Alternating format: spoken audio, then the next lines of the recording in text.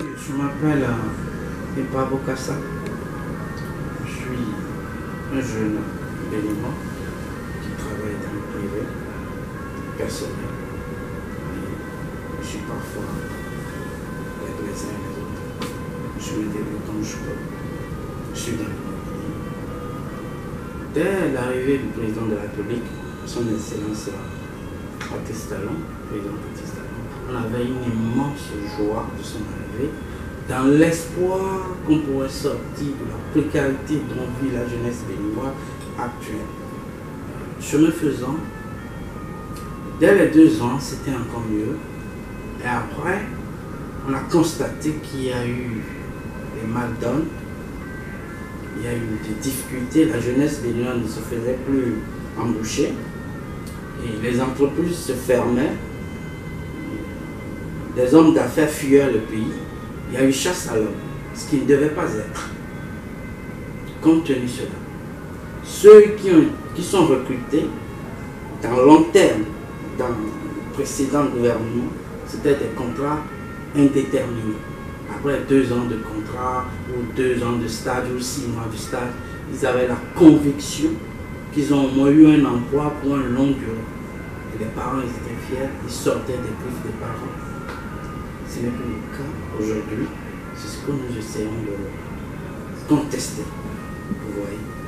Et là, pour ne pas aller plus loin, ceci devient de plus en plus difficile à la jeunesse béninoise de se retrouver dans son propre pays. Donc, voilà les raisons pour lesquelles moi je dis, si on va continuer dans ce chemin, ce n'est pas la peine.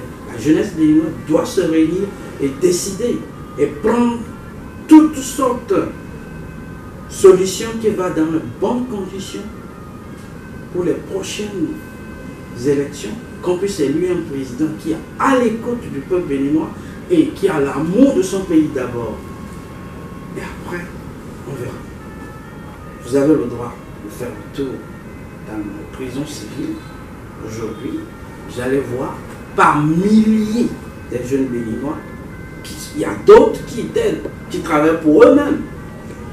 Il y a d'autres qui étaient sous emploi de certains patrons. Ceux-ci sont en exil pour des raisons de oui, or on ne comprend pas réellement exactement. Ce n'est pas seulement ça. Il y a des entreprises qui existaient dans le pays depuis des décennies, qui sont aujourd'hui fermées. C'est des gens qui travaillent là, ils ont des enfants. Et ceux qui sont en prison aujourd'hui, le jour où ils vont sortir, qu'est-ce qu'ils vont faire? Vu les embauches que fait le gouvernement à travers la MP, que vous dites que c'est bien, les contrats sont faits. Mais j'aimerais savoir c'est quel type de genre de contrat qu'on les offre. Et ces contrats peuvent bénéficier à un jeune qui se trouve à Materi, à Kobli, à Taïta. J'aimerais savoir. Il fut un temps, le chef de l'État lui-même avait compris que la jeunesse a besoin tellement de travailler, on a envie de travailler. Il a promis créer des lycées agricoles bien équipés et fonctionnels. Jusqu'à là, je n'ai pas compris si c'est déjà créé ou pas. Parce que c'était très important. C'est resté important. C'est très important pour la jeunesse. Vous voyez?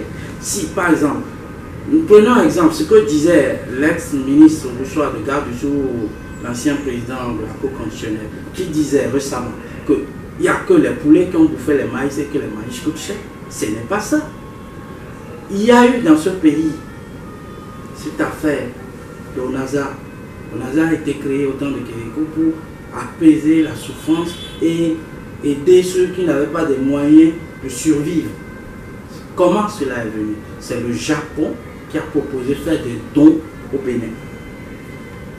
Puisque le Bénin n'utilise pas leur riel, ils ont préféré. Parce que s'ils envoient cet argent, ça va tomber dans le trésor français et que la France prend les 10% avant d'envoyer le reste ici. Donc ils ont analysé, ils ont vu que ils vont prendre cet argent et acheter la nourriture auprès de des agriculteurs japonais et envoyer cette nourriture-là ici. Et les citoyens béninois vont acheter à moins de prix. Voilà, ils sont venus, ils ont fermé au Nazar. Voilà là où les maïs deviennent chers. Ce n'est pas les poulets. Combien de poulets peuvent bouffer les maïs et que les maïs coûtent cher? Entre-temps, il y avait ce qu'on appelle emploi jeune. Et après, il y avait des véhicules d'occasion qui nourrissaient des gens, plusieurs jeunes. On ne dérangeait pas l'État pour travailler à l'époque. Qui a causé ça? Qui a détruit? Aujourd'hui, je suis dans l'immobilier. Je sais combien de jeunes ont quitté le port et qui sont avec nous. Vous voyez? Le port aujourd'hui ne sert plus la jeunesse béninoise. Vous le savez, vous voyez. C'est dans ce cadre que je suis en train de dire que les choses se font telles qu'on n'attendait pas que ce soit la rupture qu'ils fassent. On attendait mieux d'eux. Je ne les accuse pas, je ne suis pas là-bas, je ne sais pas comment ça se passe. Mais je dis, ils pouvaient faire mieux que ceci. Voilà ce que je dis. D'être humble, d'être combattant, de se réunir, de s'associer, d'être tolérant, de se comprendre, et surtout l'unité pour résoudre ce problème qui est aigu de plus en plus. Il s'agit de nous, de notre avenir, pour nous et nos progénitures. Nous devons nous réunir et prendre le bon chemin. Rien d'autre que ça. Je veux lancer un appel à mes confrères jeunes, de tous bords, que cela soit, de l'opposition comme la mouvance. Tout problème qui est lié à la jeunesse porte sur la jeunesse. Il n'y a pas un ou l'un.